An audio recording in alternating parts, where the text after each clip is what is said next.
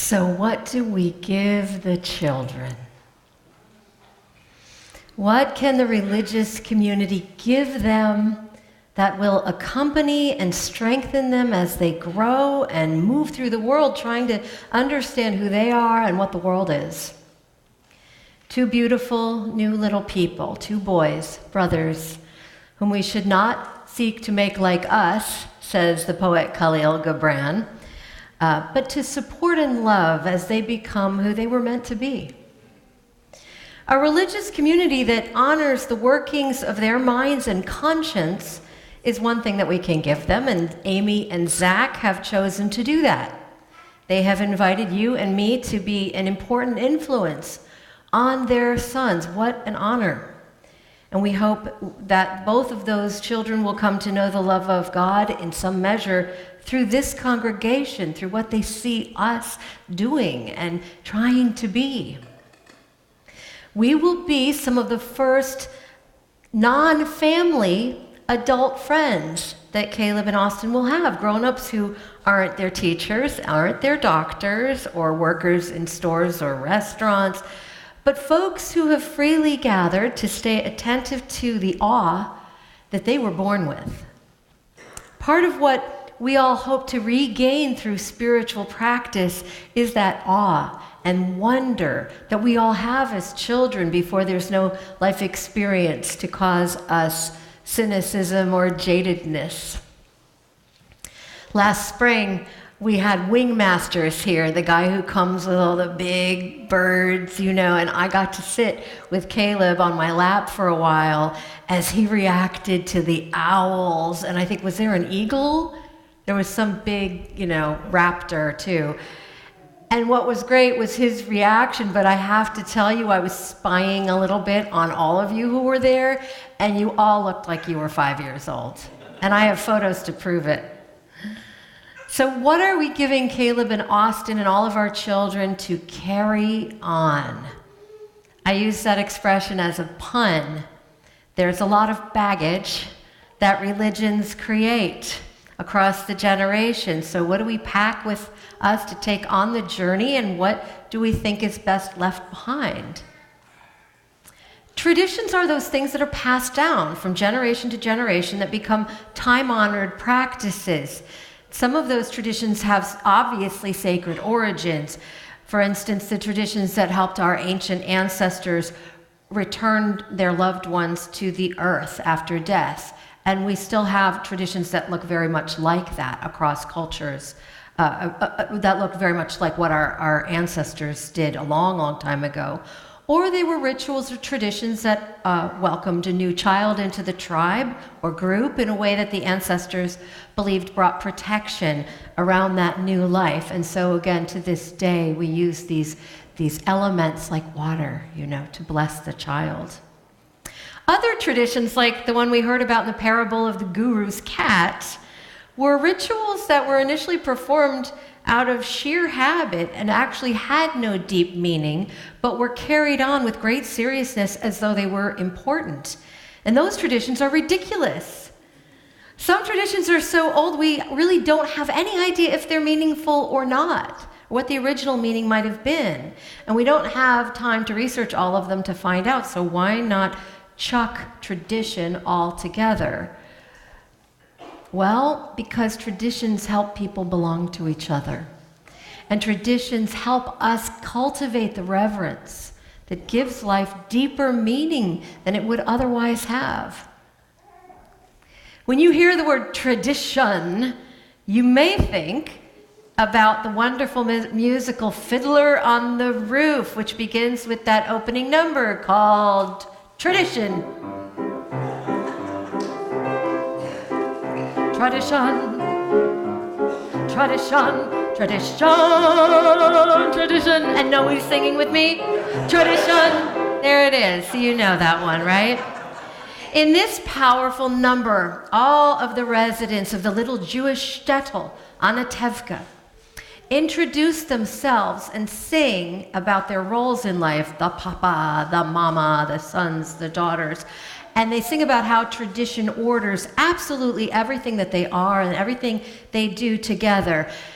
Tevye says, Tevye the milkman, it's his story and his wife Golda, and it's their 5 daughters. He says, without our traditions, our lives would be as shaky as a fiddler on the roof. I love the moment in the song when Tevye explains that the men wear little prayer shawls to show their constant devotion to God. How did this tradition start? He asks. I'll tell you. I don't know, but it's a tradition. And we laugh at that line. But later in the show, we do not laugh. When this strict adherence to tradition takes on a heart-wrenching dimension. What happens is that the youngest of Tevye's 5 daughters, Chava, runs off with a Gentile, a Russian Christian. This is something that resonates in my own family, as my mother, a Russian Orthodox girl, fell in love with a Jewish boy, my father, and it was a problem. In the story in Fiddler on the Roof, it's also a problem, a much bigger problem. Tevye, who has already agreed after much struggle with his wife, his God, and himself, to allow his oldest 2 daughters to marry for love, simply cannot bend tradition this far.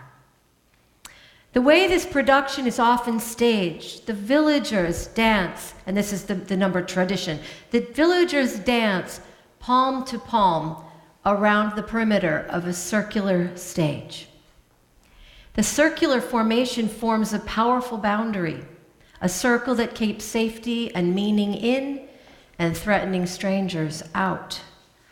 The Gentiles walk outside of the circle, and as they are the ones in power and armed and, as it turns out, very dangerous and threatening, they're outside of that circle. In the second act, at that moment when Chava, the youngest daughter, comes to her father begging for acceptance, begging to be allowed to rejoin the circle with her husband Fiedka, she stands on the very edge of the circle. I beg you to accept us, she says, and Tevye, after painful deliberation, turns on her and yells, "No, Chava, no!"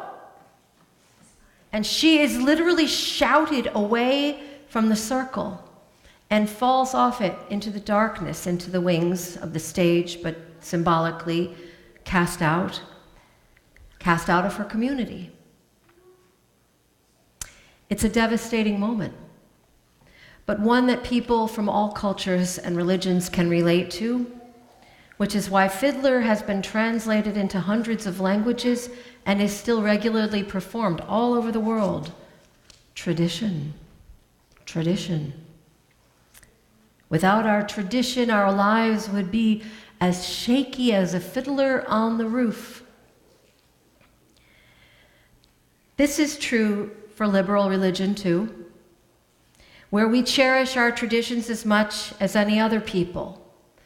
But what we try to do in our living tradition, as we call it, is to evaluate and evolve those traditions that we practice when we come to understand that they exclude or harm or diminish the humanity of those we profess to love. In our congregation, in the last couple of years, our vision of ministry has been articulated as drawing the circle wider, which is more than a pleasant slogan. It requires us to look really carefully at how we might be getting too insidery, too much like a little insular village whose boundaries either seem to be or actually might be a little too tight to permeate. As we dance palm to palm, we must be willing to step aside and make room for the next person to find their way into the dance. I want to encourage all of you to look in the next weeks and months at the traditions of your religious life, of our religious life, and also traditions that you carry on in your own families and in your communities and in shared rituals like weddings and funerals, and really look at them. Where do they come from? Who do they include? Who might they exclude? What kinds of old values might they be reinscribing that we should be moving away from, especially as we move into the holidays. I know I just said it, and you're going, oh, God. No, but they are coming up, and look at the new traditions that we start, and what are they really inscribing in the hearts and souls of those who practice them? And I'm not going to talk about Elf on the Shelf because I don't know. I'm kidding. But I mean, those are new traditions that we start, and sometimes we do them without thinking through, like, what is this, what value is this reinscribing or inscribing into my family?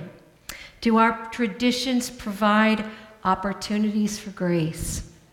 Do they nurture the capacity to love, and do they create magical, transcendent moments? Or do they humiliate and exclude? Do they keep cats tied up and frustrated, or do they keep humans tied up and frustrated?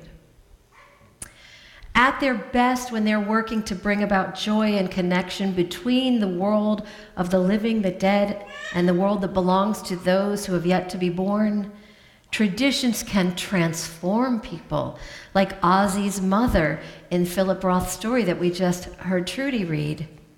When Ozzy's tired little mother lights those Sabbath candles, Roth writes, she looked like something better, like a woman who knew momentarily that God could do anything.